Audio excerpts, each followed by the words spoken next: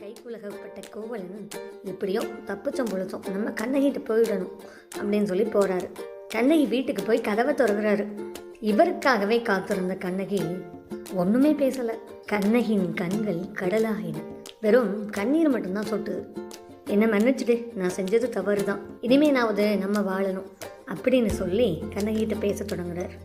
என்றால் நம் கண்ணகி மன்னிக்கவே முடியாத துரோகம்தான், குற்றம்தான். ஆனாலும் கூட நம்ம கண்ணகி கருணை உள்ளம் கொண்டவள் அல்லவா, அன்பு நிறைந்த அவள், இயக்க குணம் மிக்க அவள் கோவலனை மன்னிக்கிறாள். இந்த நிகழ்வு இந்த காலகட்டத்தில் நிகழ்ந்தா என்ன நடக்கும்னு எல்லாருக்கும் தெரியும். அதுதான் நீதிமன்றத்தில் வழக்குகள் நிறைந்து கிடக்குதே. தன் தலைவனோட தவற மன்னிச்சு இருவரும் சேர்ந்து வாழ முடிவெடுக்கிறாங்க. வாழ முடிவெடுக்கிறது சரிதான், ஆனால் தன்னோட மொத்த சொத்துக்களையுமே மாதவி கிட்ட கோவலன் இழந்துடுறாரு. இப்போ வாழ்கிறதுக்கு வாழ்வாதாரம் என்ன? ஓரிரு நாள் யோசிக்கிறாங்க. நாம் இங்கே இருக்கவே வேணாம், நம்ம மதுரையை நோக்கி போவோம், அங்கே பிழைக்கிறதுக்கு வாழ்வாதாரம் நிறையா இருக்குது, செல்வ வளம் மிக்க நாடு அப்படின்னு சொல்லி கோவலன் சொல்கிறாரு. தலைவன் செஞ்ச தவறையே மன்னிச்ச மாது கண்ணகி இதுக்கு மட்டும் என்ன மறுப்பாக சொல்லிட போகிறாங்க? இருவரும் சேர்ந்து மதுரை புறப்பட்டனர். இப்போ தான் போக்குவரத்துக்கு ஏராளமான வசதி. கண்ணகி காலத்தில் நடந்தே தான் போகணும். மயிலாடுதுறையிலிருந்து மதுரைக்கு வர்றதுனா எவ்வளவு சிரமம். இருவரும் சேர்ந்து பயணிக்கிறாங்க. கால்தான் அங்கே நடைவண்டி, மனம்தான் அங்கே எரிபொருள், மன்னவனின் துணைதான் அங்கே காவல். இப்படியா 2 பேரும் பயணிக்கிறாங்க. காட்டு வழி பயணம் தாங்க.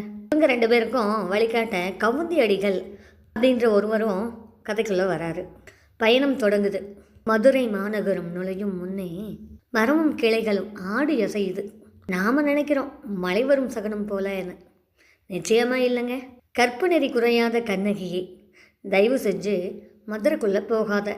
நீ வாழ நினச்ச வாழ்க்கை பறிபோக இருக்குது. உன் புன்னகை திருடப்பட இருக்குது. நீ வாழ நினச்ச வாழ்க்கை முடிவுரையாக போகுது. இப்படின்னெல்லாம் இயற்கை தடுக்கிற மாதிரி ஒரு காட்சி. இது எதுவுமே நம்ம கண்ணகி கோவலனு இருவருக்குமே தெரியாது. பயணத்தில் ஏற்பட்ட தடையெல்லாம் தாண்டி நம்ம எப்படியாவது பொழைச்சிக்குவோம் அப்படின்னு சொல்லி மதுரைக்குள்ளே நுழைஞ்சிடுறாங்க.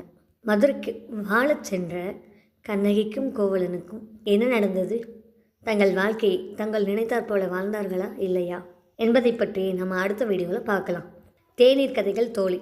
பெரிய ஆதரவு, மிக்க மகிழ்ச்சி. முயற்சியை செய், பலனை எதிர்பாராதே. நிச்சயமாக உழைப்புக்கேற்ற ஊதியம் கிடைக்கும் என்பதெல்லாம் உண்மைதான். இந்த வீடியோ உங்களுக்கு பிடிச்சிருக்கும். வீடியோவில்